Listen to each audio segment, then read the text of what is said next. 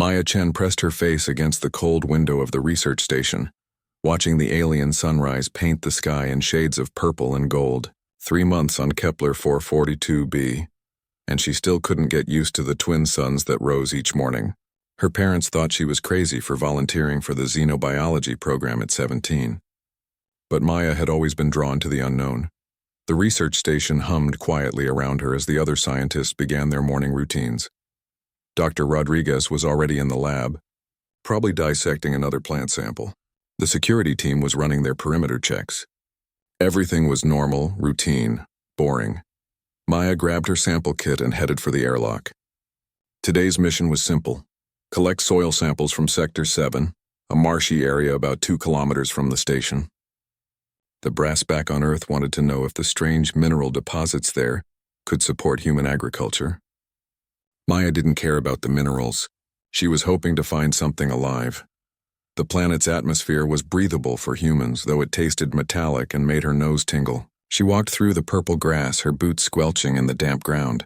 The alien trees towered above her, their crystalline leaves chiming softly in the wind, beautiful but empty. In 3 months, they hadn't found anything more complex than algae. Maya was halfway to Sector 7 when she heard it. A sound that made her heart stop. It was weak, barely audible over the wind, but unmistakably a cry for help. Not human help, something else entirely. She followed the sound through a grove of silver trees, pushing aside hanging vines that sparkled like fiber-optic cables. The crying grew stronger, more desperate. Maya's hands shook as she parted the last curtain of vines. There, in a small clearing beside a stream of glowing water, lay the most incredible creature she had ever seen. It was roughly the size of a house cat, but that's where any earthly comparison ended. Its body was covered in scales that shifted from deep blue to emerald green as it breathed. 4 legs ended in delicate claws, and from its shoulders sprouted 2 gossamer wings that seemed too fragile to support flight. Its neck was long and elegant, leading to a head that was unmistakably draconic, complete with small horns and large, intelligent eyes that were currently dim with pain. The creature was dying. Maya could see that immediately. One wing was twisted at an unnatural angle, clearly broken. Deep gashes across its flank leaked a silvery fluid that must be its blood. Its breathing was shallow and rapid. Maya dropped to her knees beside the creature, her scientific training warring with pure human compassion. First contact protocols demanded that she retreat immediately and call for backup, but those same protocols assumed the alien would be healthy, possibly dangerous. This little thing couldn't hurt a butterfly. The Dragonling opened its eyes as Maya approached. They were the color of amethysts, swirling with flecks of gold. Intelligence shone in those eyes along with fear and pain. It tried to lift its head, made a soft chirping sound, then collapsed back to the ground. "Hey there, little one," Maya whispered, not caring that it probably couldn't understand her. "I'm not going to hurt you." She activated her comm unit. "Base, this is Maya. I need immediate assistance in Sector 7. Medical emergency." Dr. Rodriguez's voice crackled through the static. "Maya, what's your status? Are you injured?" "Negative. I found something, someone, an intelligent life form, and it's badly hurt."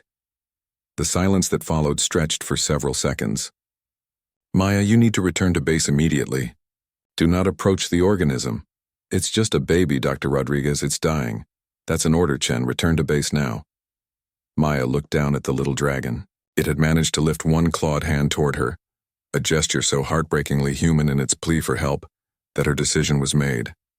"Sorry, Doc. Signal's breaking up." "Can't hear you." She switched off the comm and gently touched the Dragonling's outstretched claw.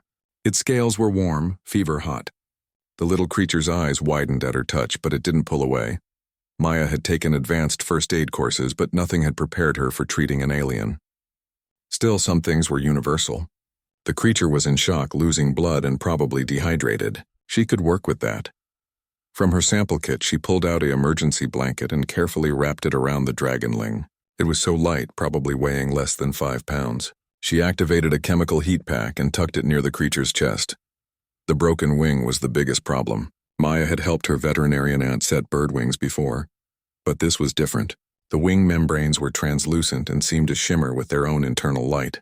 She found 2 straight sticks and carefully fashioned a splint, working as gently as possible while the Dragonling watched her with those incredible eyes.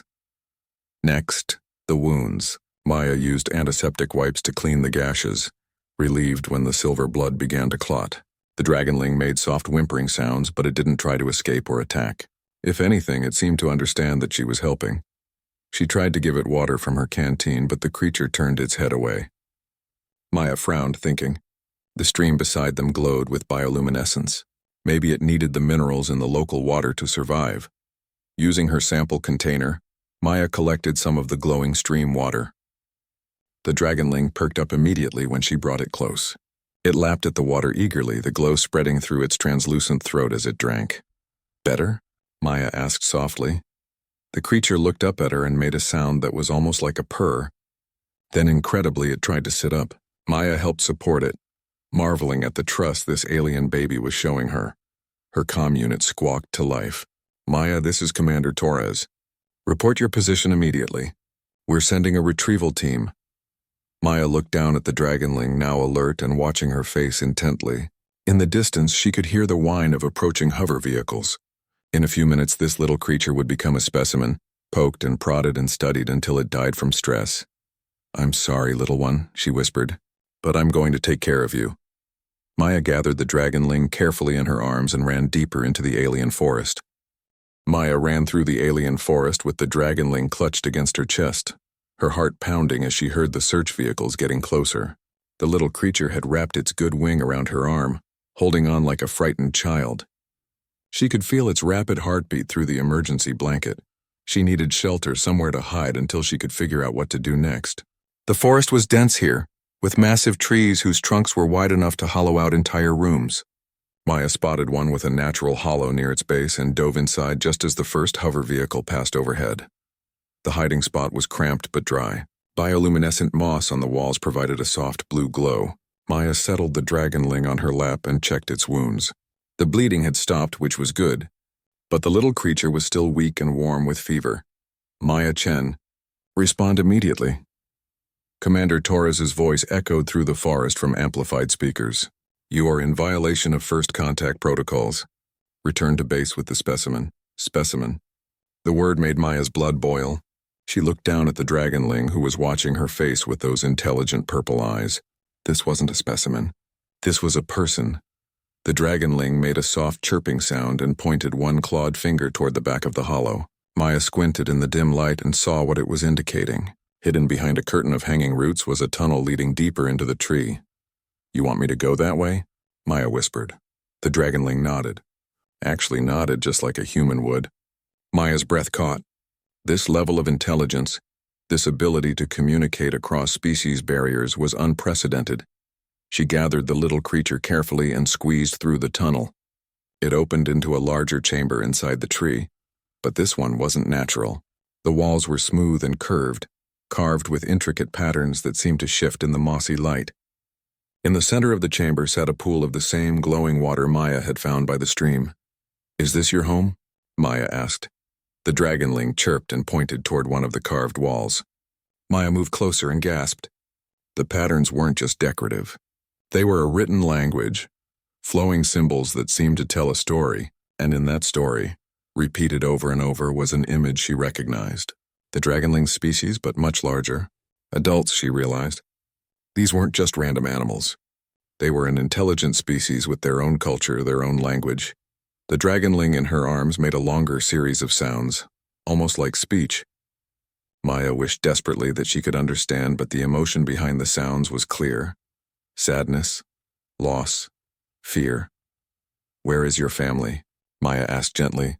The Dragonling pointed upward, then made a gesture across its throat. Maya's heart sank. Dead.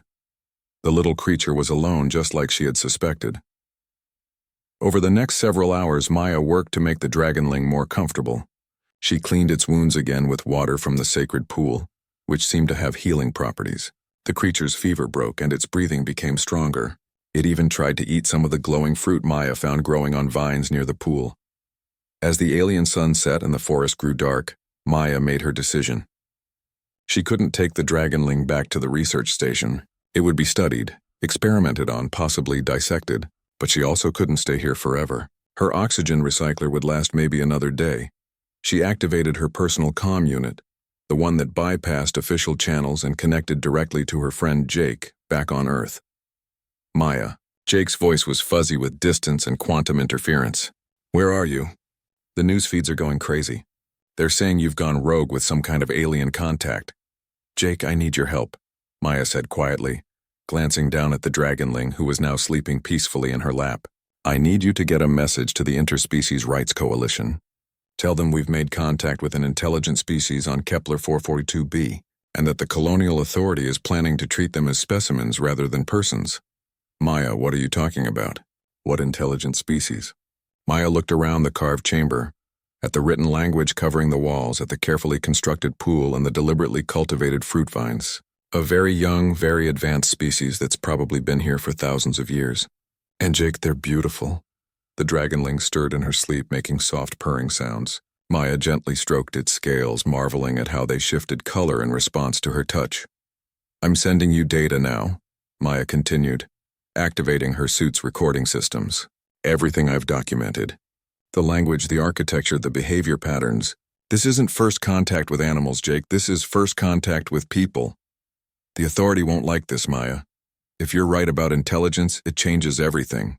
The mining rights, the colonization plans, all of it. I know.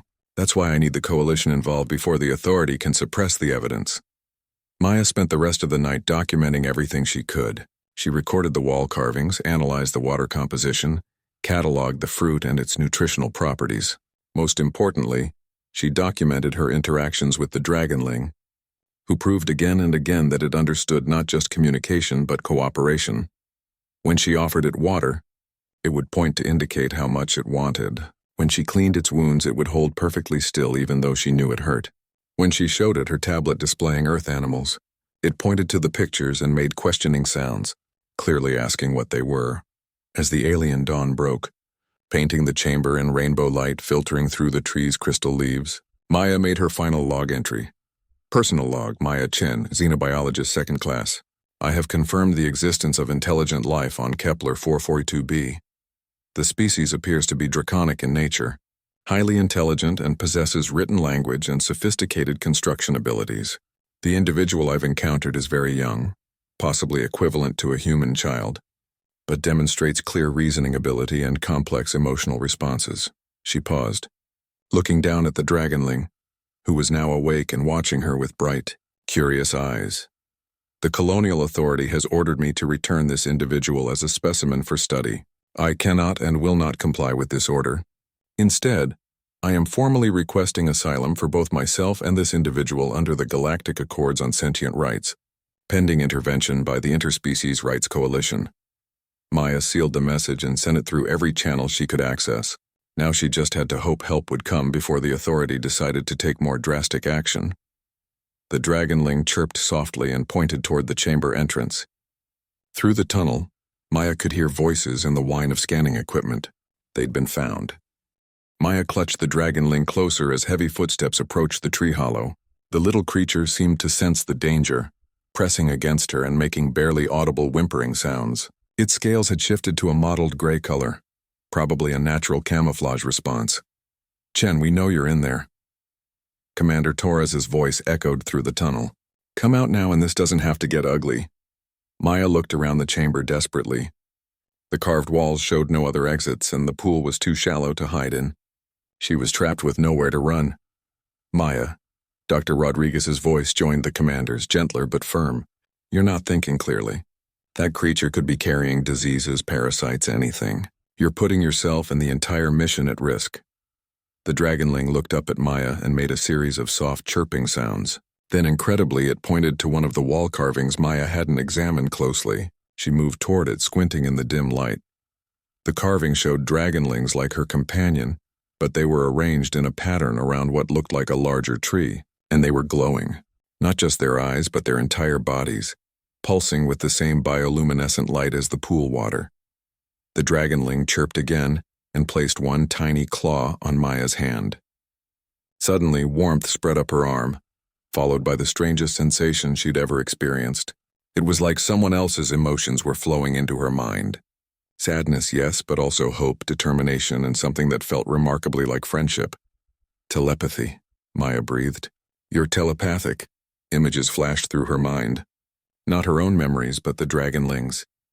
She saw adult dragons, magnificent creatures with wingspans that could eclipse a house, soaring through the purple skies. She saw underground cities carved into massive trees, lit by bioluminescent pools like this one. She saw families of dragons, adults teaching younglings to fly, to read the ancient symbols, to use their telepathic abilities. And then she saw the darkness, ships descending from the sky, not human ships but something else, weapons that turned the beautiful dragons to ash, cities burning, families scattered.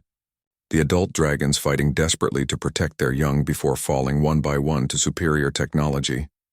The dragonling in her arms was one of the last survivors, hidden away by its dying parents in this sacred place, hoping against hope that someone would find it and keep it safe. Tears streamed down Maya's face as the visions faded. The dragonling looked up at her with those ancient wise eyes, and Maya understood that it had chosen to trust her with its species' entire tragic history. "Chen, final warning." Torres's voice was harsh now. "Come out or we're coming in." Maya heard the distinctive whine of energy weapons charging.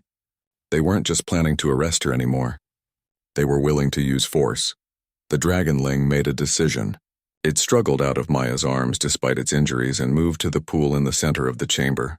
Placing its claws on the edge, it began to glow with the same soft light as the water. The symbols on the walls responded, lighting up one by one until the entire chamber was ablaze with bioluminescent script. "What the hell?"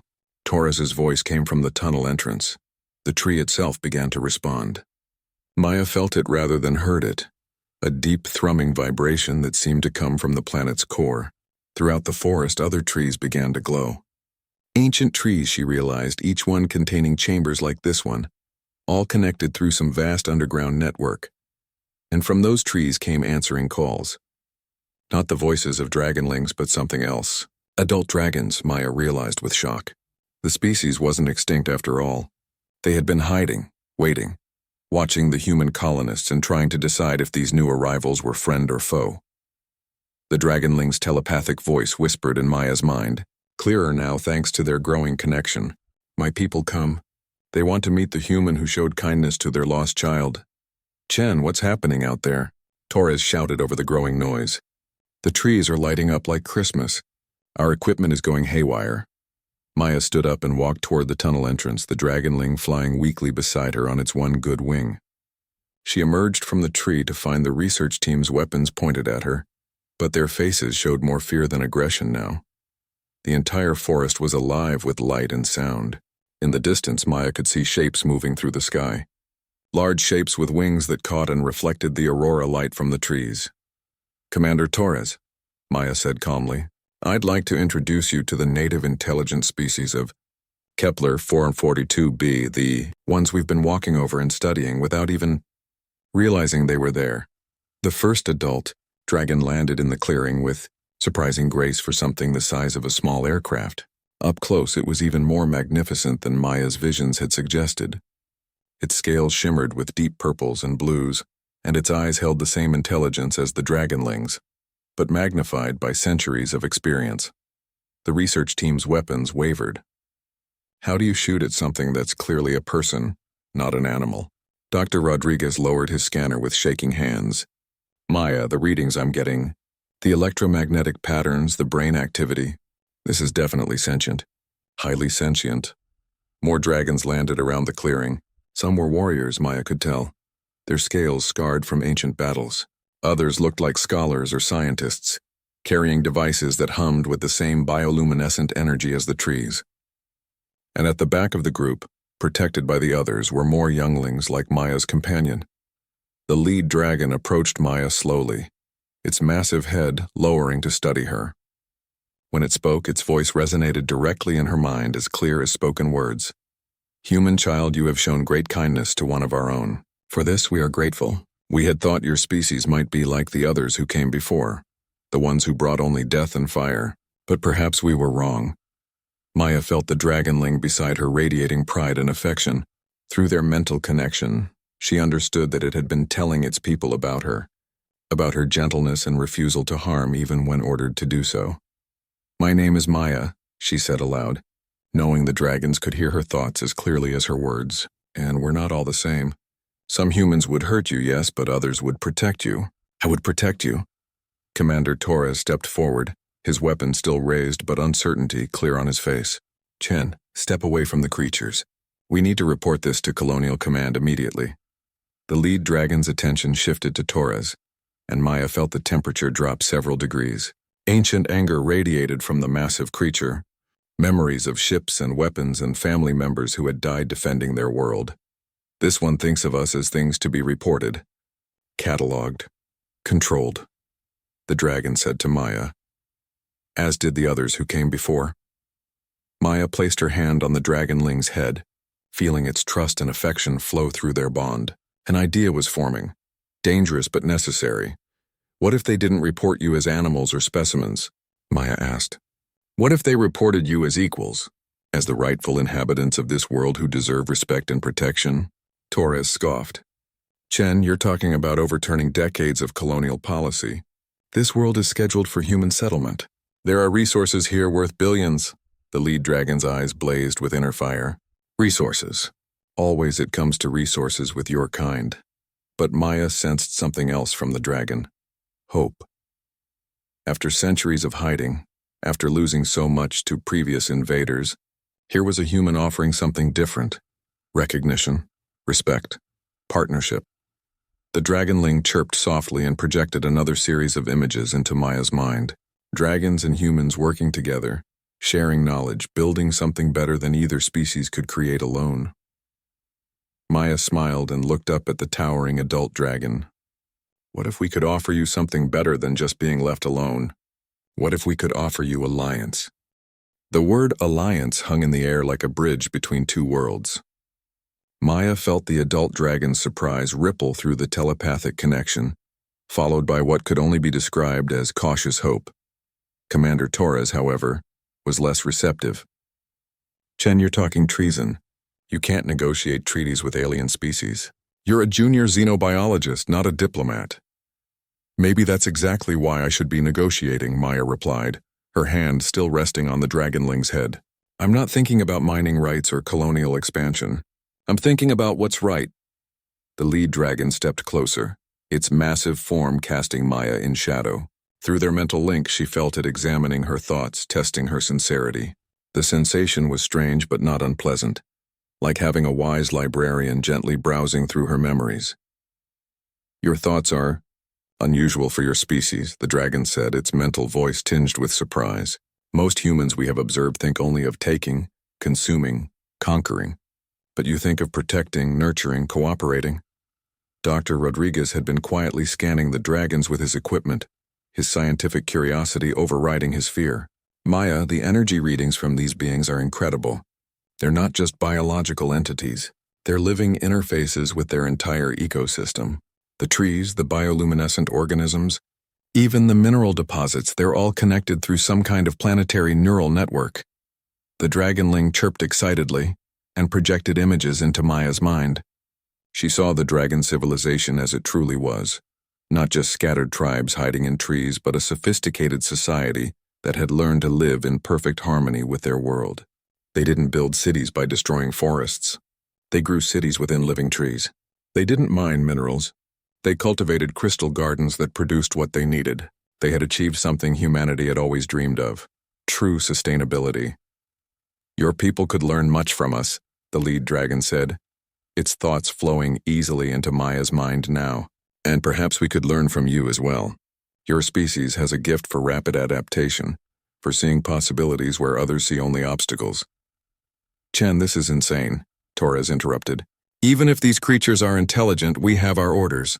The colony ships are already en route. 50,000 humans are counting on this world for their new home. Maya felt the dragon's collective anxiety spike at the mention of colony ships. Through the Dragonling's memories, she saw what had happened the last time ships full of colonists had arrived. The systematic destruction of dragon cities, the hunting of adult dragons for their scales and organs, the capture of younglings for study and experimentation. 50,000, the lead dragon repeated, its mental voice heavy with old pain. The Korthak brought 100,000. We thought our world had space for all. We were wrong. The Korthak? Maya asked. Images flooded her mind. A reptilian species, technologically advanced but ruthless in their expansion. They had arrived at Kepler 442b 3 centuries ago, claiming to be explorers and scientists. The dragons had welcomed them, shared their knowledge, even allowed them to establish settlements. In return, the Korthak had strip-mined the sacred crystal gardens, poisoned the rivers with industrial waste, and hunted the dragons nearly to extinction before moving on to their next conquest.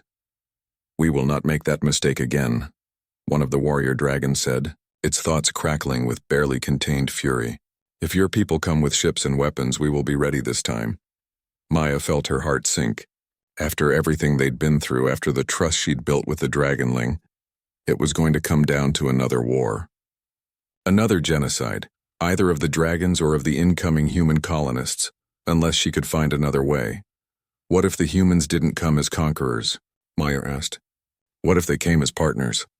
Torres laughed bitterly. Chen, you're living in a fantasy. Colonial authority doesn't do partnerships with primitive aliens. Primitive. The lead dragon's mental voice was dangerously quiet. Show him, little one. The dragonling beside Maya began to glow more brightly, and suddenly the air above the clearing shimmered.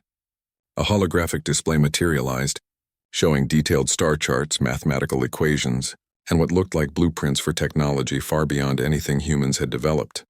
"This is our star mapping system," the dragon explained as the images shifted. "We have been observing your species for the past 50 of your years, ever since your first radio transmissions reached our listening posts. We know of your wars, your environmental destruction, your struggles with overpopulation and resource depletion." The display changed to show Earth, its cities glowing like infection points across the planet's surface, its oceans choked with pollution, its climate systems in chaos. "We also know of your potential," the dragon continued. "Your species has a remarkable ability to innovate under pressure, to find solutions where none seem to exist. You created art that speaks across species barriers. You developed medicine that extends life. You built machines that can think." Dr. Rodriguez was frantically taking readings, his face pale with amazement. Maya, the computational power required to generate these holograms to maintain this level of detail. "They're centuries ahead of us technologically. And yet," the lead dragon said, "they destroyed their homeworld and now flee to ours. Perhaps our knowledge and your adaptability could prevent such destruction from happening again." Maya felt pieces clicking together in her mind. "You're talking about more than just sharing the planet. You're talking about sharing knowledge, technology, working together to solve both species' problems. The dragons could help us restore Earth," Dr. Rodriguez whispered, understanding dawning on his face. "Their biotechnology, their ecosystem integration methods. We could reverse the climate damage, clean the oceans, and in return," Maya continued, "humans could help defend the dragons against species like the Korthak. Our military technology, our manufacturing capabilities." Torres shook his head violently. "This is impossible. Even if I wanted to support this insanity, colonial authority would never approve it. They've already invested billions in the settlement infrastructure." The dragonling chirped softly and projected one final image into Maya's mind. It showed a bustling settlement where humans and dragons worked side by side. Humans tended crystal gardens while dragons shared flight technology. Human engineers collaborated with dragon biotechnicians to design living buildings that grew, rather than being constructed. Children of both species played together in parks where bioluminescent trees provided both beauty and practical lighting. It was a vision of something neither species could achieve alone. A truly sustainable civilization that enhanced rather than destroyed the world that sustained it. "Your colonial authority thinks in terms of quarters and profit margins," the lead dragon said. "But what if we could offer them something more valuable than mining rights? What if we could offer them the secret to unlimited clean energy, to healing technologies that could extend human lifespans by centuries, to biotechnology that could restore entire ecosystems?" Maya looked around the clearing at the assembled dragons, at her frightened colleagues, at the dragonling who had started all of this with its simple need for help. The future balanced on a knife's edge. The wrong decision here could mean war, extinction for one or both species, but the right decision could change everything. "Commander Torres," Maya said quietly, "I need you to contact colonial authority. Tell them we need to delay the colony ships. Chen, I can't just... Tell them we've discovered something that could be worth more than all the mineral rights on this planet combined. Tell them we've found the key to saving Earth itself. The Dragonling pressed against her leg, radiating trust and hope. In the distance, Maya could hear more dragons approaching, called by the telepathic network that connected their species across the planet. The future was about to begin. 3 days later, Maya stood in the Human Research Station's main conference room, watching chaos unfold on the holographic display. Colonial Authority officials argued with Interspecies Rights Coalition representatives, while Earth's Environmental Council demanded immediate access to dragon biotechnology. The Dragonling sat beside her chair, its wing now properly healed thanks to dragon medicine that had worked faster than anything in human medical science. Through their strengthened telepathic bond, Maya could feel the little dragon's anxiety about all the raised voices and aggressive postures. She gently stroked its scales, which immediately shifted to a calmer blue-green color.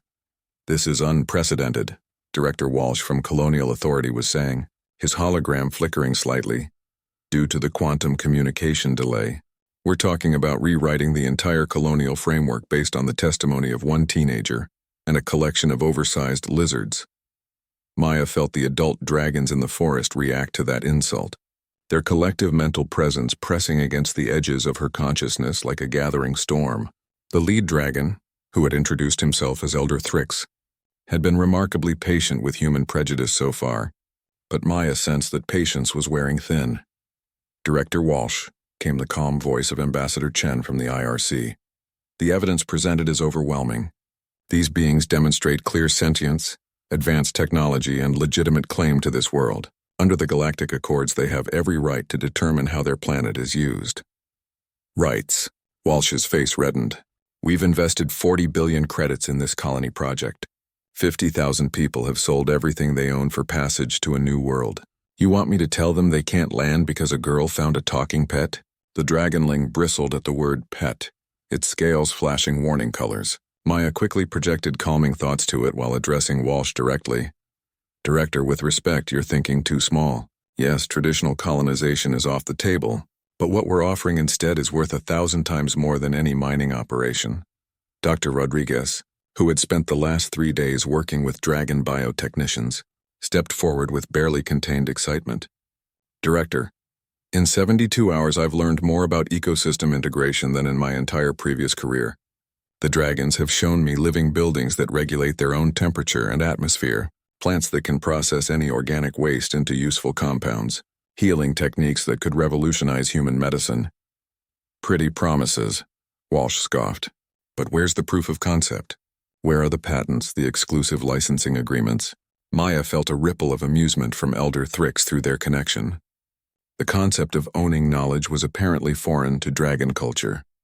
They shared information freely among their people, viewing knowledge as a tool for collective advancement rather than individual profit. "Perhaps," came Thrix's voice as the Elder Dragon materialized in the clearing visible through the conference room windows, "we could offer a demonstration." The dragon's massive form had been carefully positioned to be non-threatening, but its mere presence filled the room with an aura of ancient wisdom and barely contained power. Maya watched the human officials struggle to reconcile their prejudices with the reality of an obviously intelligent being that was trying to communicate with them as equals.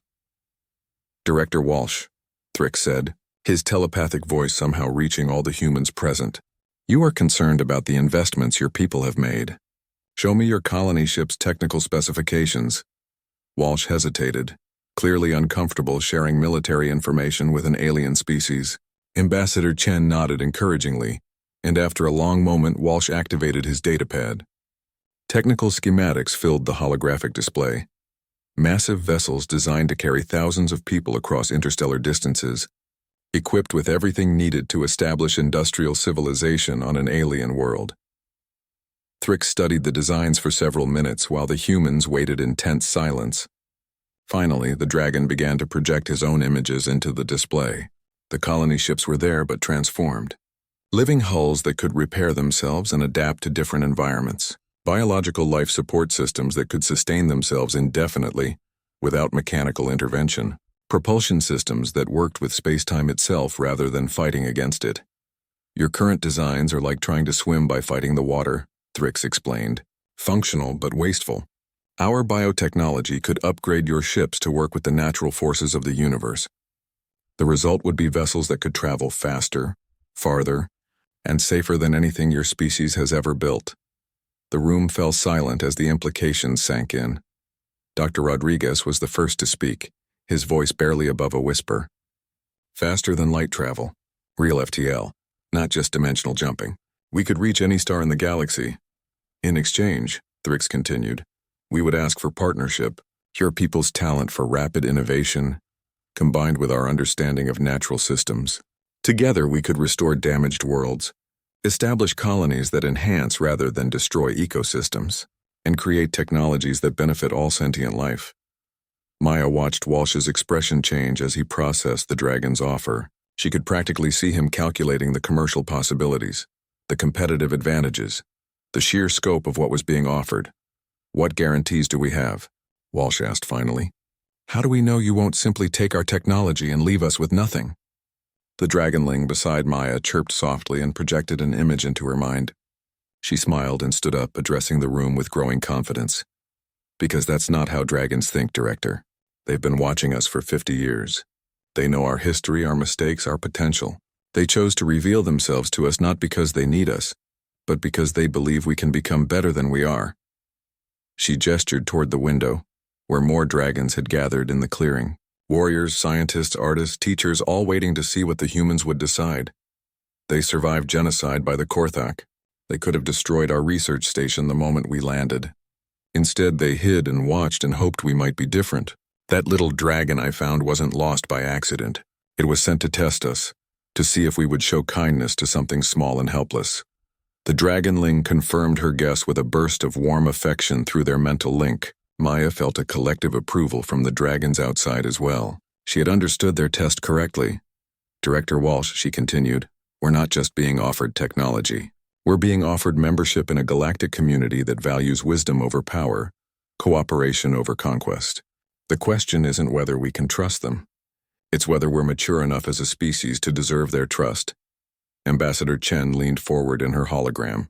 Director, the IRC is prepared to mediate formal negotiations. What we're looking at here could be the foundation for a new model of interspecies cooperation. Earth needs this alliance as much as the dragons do.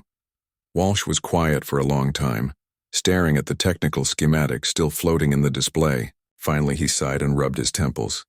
The colony ships are 3 months out. If we're going to change course literally and figuratively, I need concrete proposals on my desk within the week.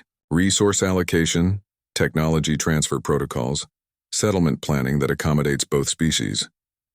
You'll have them, Maya said immediately, feeling excitement building in her chest. Through the telepathic network, she could sense the dragon's cautious optimism as well. But Chen, Walsh continued, pointing directly at Maya, you're the liaison on this project. You started this mess, you get to see it through. Congratulations. You're now our youngest ever xenodiplomacy specialist.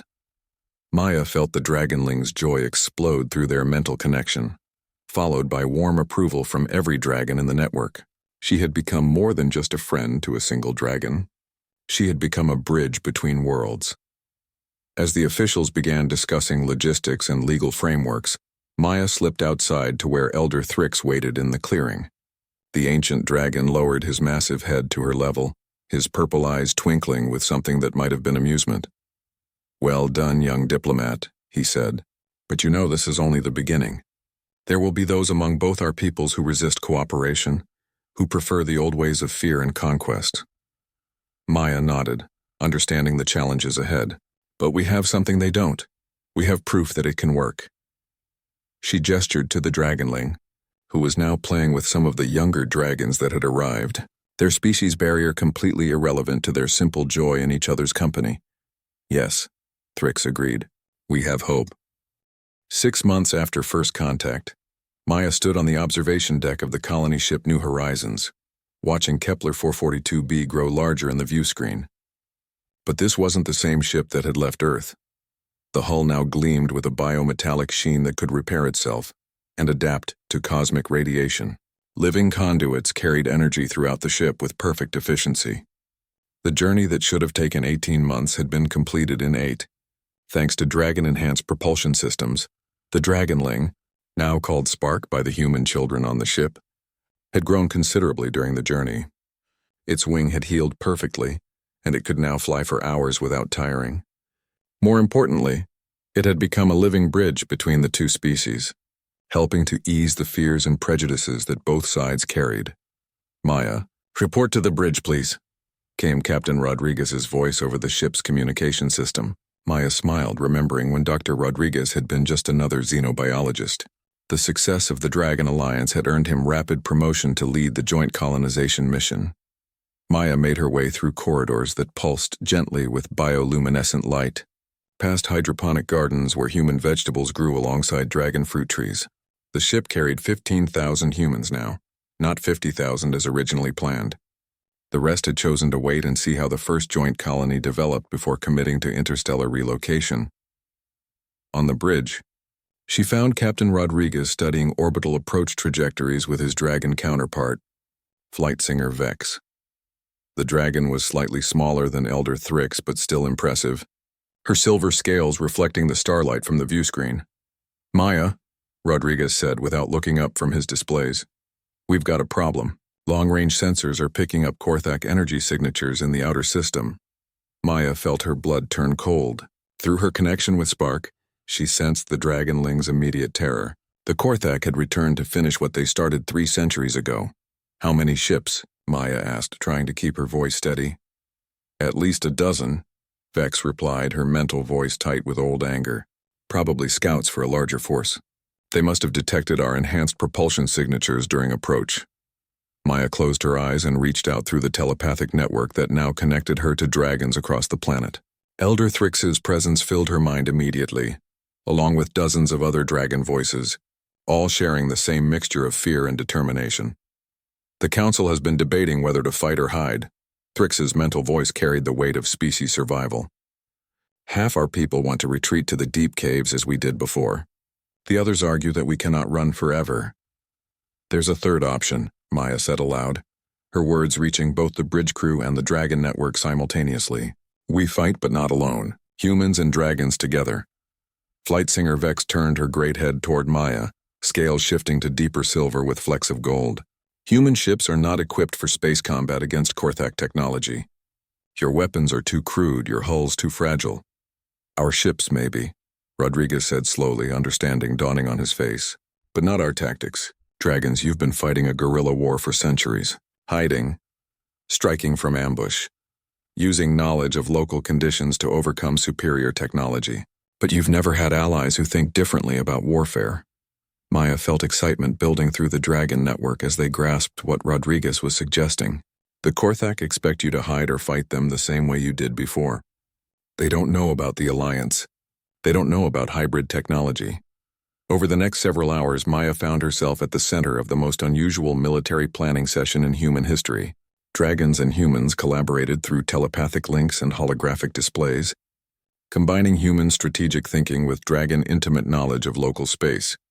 The plan that emerged was audacious in its simplicity.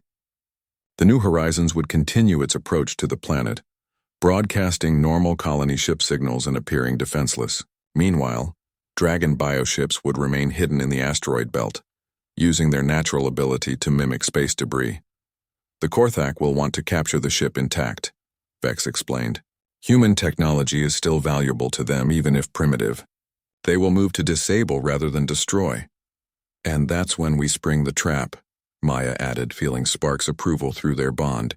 The young dragon had been absorbing human tactical knowledge through their connection, becoming a living communication relay between species.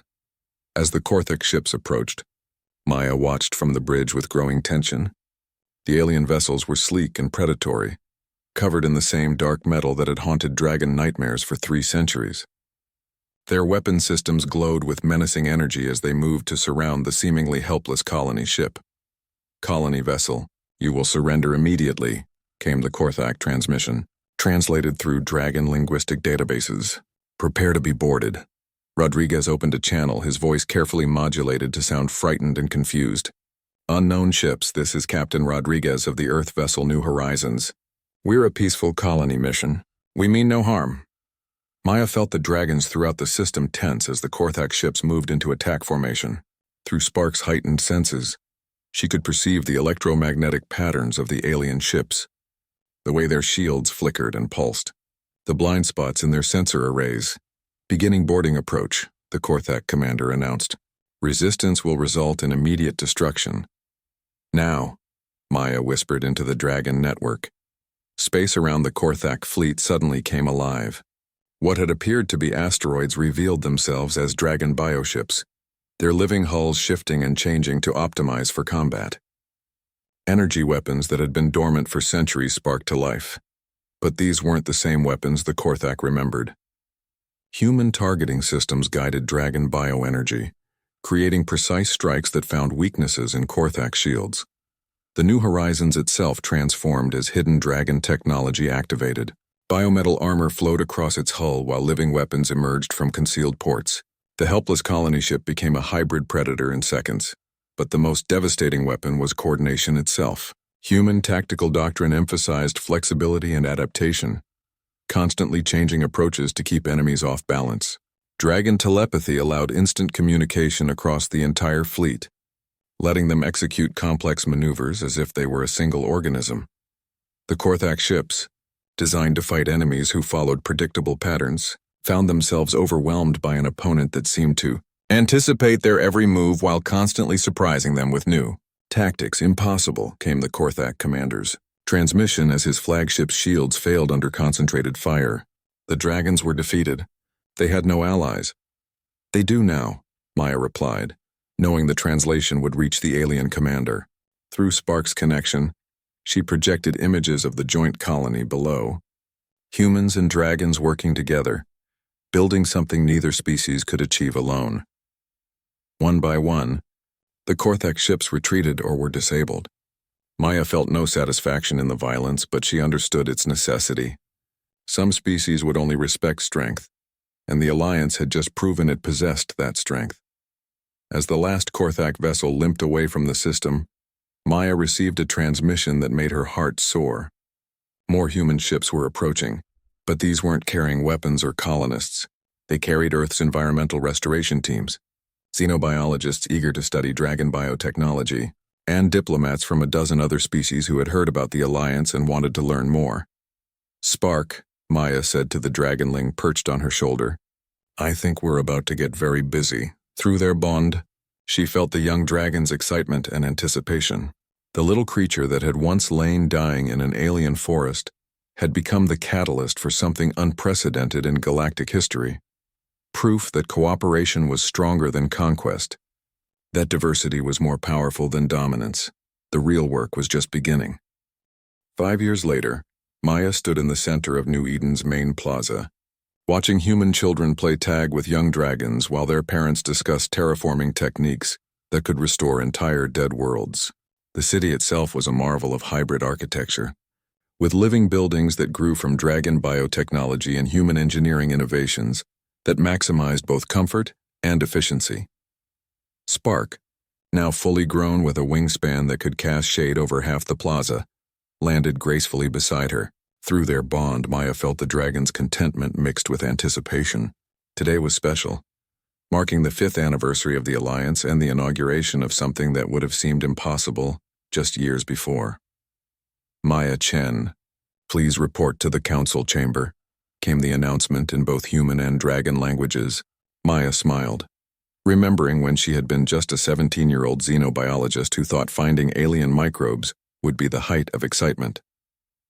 The council chamber was another architectural marvel, designed to accommodate both species comfortably. Human representatives sat in chairs designed for their physiology, while dragons perched on specially crafted platforms that supported their larger frames. But the real innovation was the telepathic translation matrix that Spark had helped develop, allowing seamless communication between minds that thought in fundamentally different ways. Elder Thrix, now showing his age but still commanding respect from both species, gestured for Maya to take her seat at the diplomatic table. Beside him sat Captain Rodriguez, now Admiral Rodriguez and head of the Joint Space Fleet. Across from them were representatives from Earth's restored biosphere, their clothes still bearing the green certification patches that indicated they had lived and worked in the rehabilitated ecosystems that Dragon biotechnology had made possible. Maya, Thrick said, his mental voice carrying warmth and pride. 5 years ago, you risked everything to save one small dragon. Today we celebrate the results of that compassion. Holographic displays around the chamber showed the scope of what they had accomplished together. Earth's atmosphere was cleaner than it had been in centuries, its oceans teeming with life restored through dragon biological techniques. The asteroid belt between Mars and Jupiter buzzed with mining operations that used living machinery to extract resources without environmental damage. Most importantly, 17 other worlds now hosted joint human-dragon colonies, each one a unique experiment in sustainable civilization. But our greatest achievement, Admiral Rodriguez added, isn't technological. It's proof that cooperation works better than conquest. As if summoned by his words, the chamber's communication system activated. Holographic figures materialized around the table, representatives from dozens of species across the galaxy. Maya recognized many of them from previous councils. The crystalline architects who built cities in the hearts of stars, the aquatic deepsworn whose songs could calm space storms, the mechanical synthesists who had achieved perfect harmony between organic and artificial life. The proposal before us today, announced Ambassador Vatar of the Galactic Mediation Council, her translated voice carrying the authority of millennia, represents a fundamental shift in how civilizations interact. The Human-Dragon Alliance requests formal recognition as a model for interspecies cooperation, with authority to mediate conflicts and establish new joint colonies throughout the galaxy. Maya felt Spark's excitement spike through their bond. This was what they had been working toward. The logical evolution of everything that had started with one dying dragonling in an alien forest. The Alliance has demonstrated remarkable success, continued the crystalline representative, their thoughts translated into harmonious chimes. Their restoration of Earth serves as proof that even severely damaged worlds can be healed. Their defense against Korthak aggression shows that cooperation provides military advantages that purely hierarchical forces cannot match. But not everyone was convinced. The Korthak representative, transmitted from a secure location given their species' current pariah status, projected skepticism and barely contained hostility. This alliance is an aberration, the Korthak delegate declared. Interspecies cooperation on this scale is inefficient, prone to conflict, ultimately unstable. Our records show 17 previous attempts at galactic cooperation, all ending in failure and often war. Maya stood up, feeling the weight of every dragon in the network supporting her through their telepathic connection. Representative Korthak, you're right that previous attempts at galactic cooperation have failed, but they all shared one fatal flaw. They were based on dominance hierarchies, with one species attempting to rule over others. She gestured toward the displays showing the Alliance colonies, each one unique, each one thriving. Our model is different. Instead of trying to make everyone the same, we celebrate differences. Dragons contribute their biotechnology and ecological wisdom. Humans provide rapid innovation and tactical flexibility. But the real strength comes from the synthesis, from minds that think differently working together to solve problems neither could handle alone. Through Spark's enhanced perception, Maya could sense the emotional currents flowing through the assembled representatives. Curiosity from the newer species, caution from those who had survived previous galactic conflicts, hope from those whose worlds bore scars from ancient wars. The young human speaks truth, Elder Thrix added, his ancient authority carrying across species barriers. For 3 centuries my people hid from the galaxy, believing that survival required isolation. But isolation is not living. It is merely existing. Through cooperation, we have not only survived but flourished. The vote, when it came, was closer than Maya had hoped but decisive enough to matter. 47 species voted to recognize the Alliance as a formal mediating body, with authority to establish new cooperative colonies and intervene in conflicts between species. As the session ended and the holographic representatives began to fade, Maya felt a familiar presence touch her mind. It was the collective consciousness of Earth's restored biosphere, a network of human and dragon minds working together to maintain the planet's newly balanced ecosystems. Maya, came the network's voice, a blend of human thoughts and dragon wisdom. The real work begins now. We have proven that cooperation is possible. Now we must prove it is sustainable. Maya nodded, understanding the challenges ahead. There would be species that resisted cooperation, worlds that seemed impossible to restore, conflicts that couldn't be resolved through simple mediation. But as she looked around the chamber at humans and dragons working together as naturally as breathing, she felt confidence in their ability to handle whatever came next. Spark nuzzled her shoulder affectionately, projecting images of the future they would build together. New worlds where different species could thrive side by side. Technologies that enhanced life rather than destroying it. A galaxy where the response to difference wasn't fear or conquest but curiosity and cooperation. Later that evening, Maya stood once again in the plaza where it all began, watching the alien sunset paint the sky in familiar purples and golds. Children of 6 different species played together in the bioluminescent gardens, their laughter translating across any language barrier. In her arms, she held a tiny dragonling barely a day old, its scales still soft and its eyes bright with newborn curiosity. This little one would grow up in a galaxy very different from the one Spark had been born into.